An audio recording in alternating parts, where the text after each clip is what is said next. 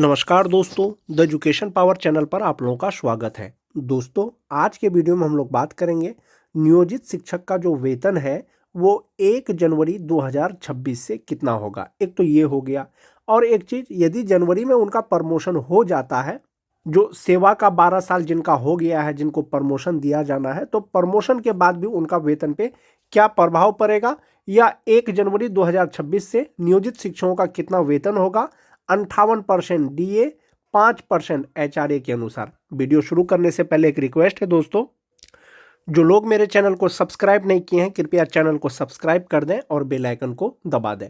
2003 से लेकर के 2022 तक बहाल जो भी नियोजित शिक्षक हैं, जो सक्षमता परीक्षा नहीं दिए हैं, अभी भी नियोजित ही हैं, उनका जो बेसिक पे है, जो 2003 के शिक्षक हैं, इंडेक्स 14 के अनुसार उनका बेसिक पे 31,340 रुपया है। जनवरी 2026 में एक इंक्रीमेंट लगेगा तो उनका बेसिक पे 32,290 रुपया हो जाएगा। एक ये हो गया।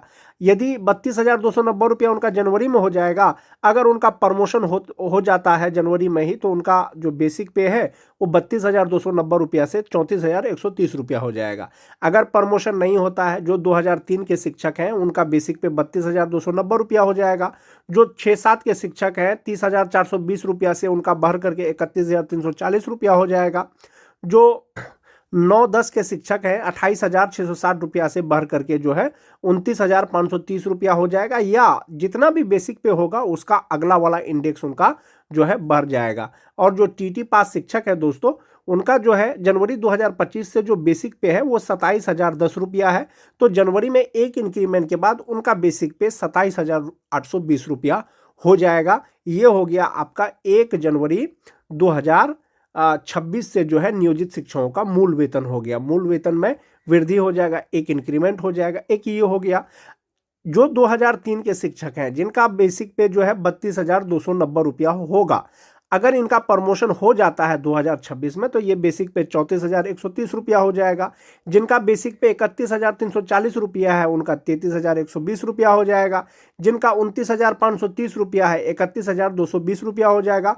मोस्ट इंपॉर्टेंट चीज, अभी जो वो है वो 1 to 5 के शिक्षक हैं, यदि उनका प्रमोशन होगा तो वो 6 to 8 के शिक्षक हो जाएंगे, और 1 to 5 के जितने भी शिक्षक हैं उनसे वो सीनियर हो जाएंगे। उसी के आधार पर उनको वेतन मिलेगा। जो डीए 60% का घोषणा किया गया है केंद्र सरकार के द्वारा, और यदि आपको मई महीने से अगर डीए 60% डीए के आधार पर वेतन मिलेगा तो कितना मिलेगा। जो नियोजित शिक्षक हैं 2003-5 के 32,290 रुपया के हिसाब से, जो 60% डीए होगा वो 29,374 रुपया होगा। ऐसी स्थिति में जो उनका ग्रॉस सैलरी होगा वो 56,079 रुपया होगा, और 60% डीए के अनुसार उनका जो इनहेंस सैलरी हो जाएगा वो 52,479 रुपया हो जाएगा। क्योंकि आप सभी जानते हैं कि जो नियोजित शिक्षक हैं या विशिष्ट शिक्षक हैं उनका प्रोन्नति का प्रक्रिया चल रहा है। बहुत से जिला में इसकी प्रक्रिया शुरू भी हो गई है। तो 2003-5 के शिक्षक का अगर प्रोन्नति होगा, कालबद्ध प्रोन्नति लगातार 12 साल जिसका सेवा का हो गया है, तो उनका मूल वेतन हो जाएगा 34,130 रुपया, और 58% डीए के स्थान पर अगर 60% डीए मिलेगा तो 20,478 रुपया आपका डीए हो जाएगा।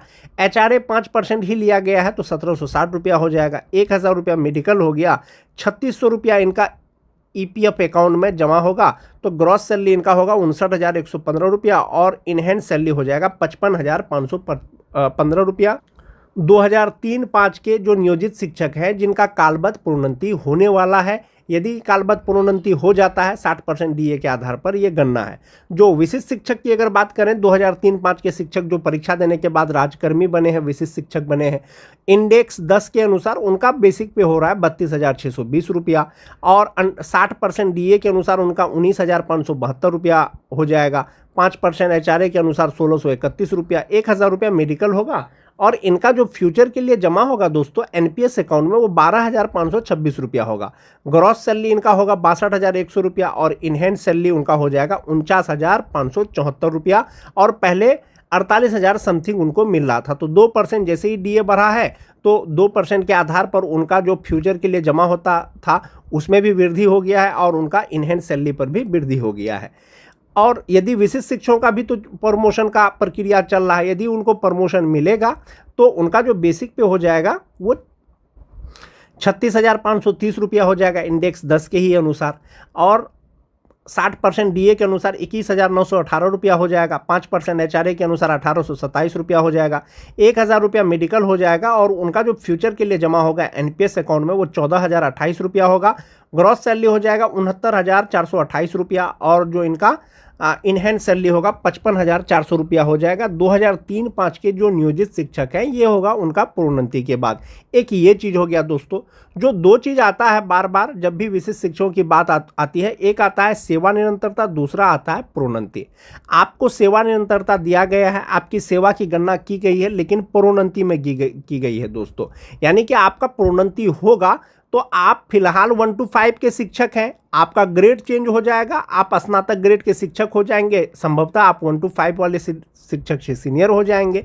यदि आपको सेवा निरंतरता मिलता, जनरल रूप में अगर सेवा निरंतरता मिलता तो आपका ग्रेड सेम ही रहता दोस्तों, 1 to 5 का ही रहता। आपका ग्रेड चेंज होकर के आप स्नातक ग्रेड के शिक्षक नहीं होते और आपका भले ही बेसिक पे 37,810 रुपया हो जाता, 60% डीए के अनुसार 22,686 रुपया हो जाता और इन हैंड सैलरी आपका होता 57,360 रुपया। यदि जनरल रूप में सेवा निरंतरता मिलता, समस्थानिक इंडेक्स का लाभ मिलता, इंडेक्स 16 के अनुसार जो यहाँ पर वेतन है आपका, तो वो हो जाता आपका ग्रॉस सैलरी 71,826 रुपया और इन हैंड सैलरी 57,360 रुपया और प्रोन्नति के बाद आपका हो रहा है 55,400 रुपया।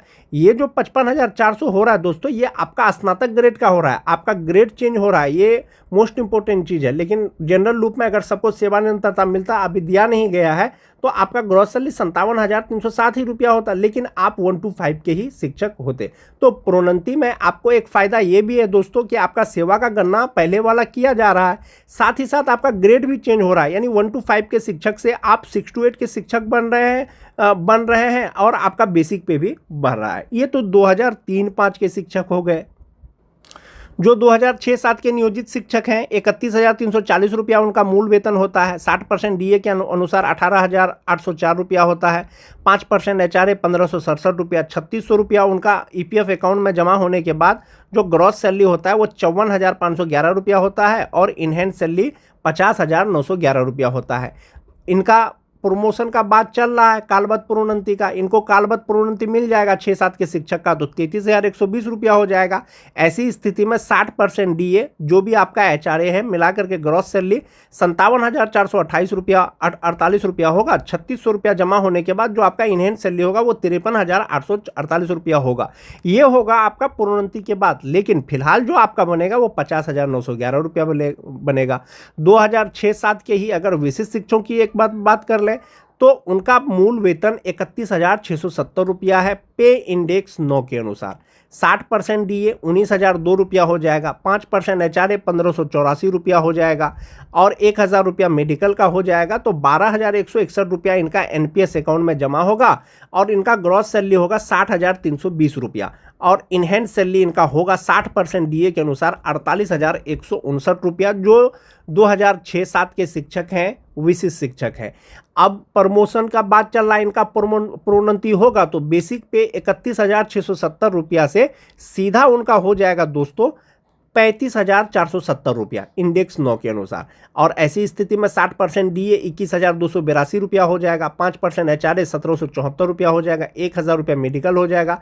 13,620 रुपया इनका एनपीएस अकाउंट में जमा होगा और 67,441 रुपया इनका ग्रॉस सैलरी होगा। इन हैंड सैलरी इनका हो जाएगा 53,821 रुपया। जनरल रूप में सेवा निरंतरता नहीं दिया गया है दोस्तों, आपको सेवा निरंतरता मिला है, लेकिन मिला है आपको किसमें? प्रोन्नति में आपको उसका लाभ दिया जा रहा है।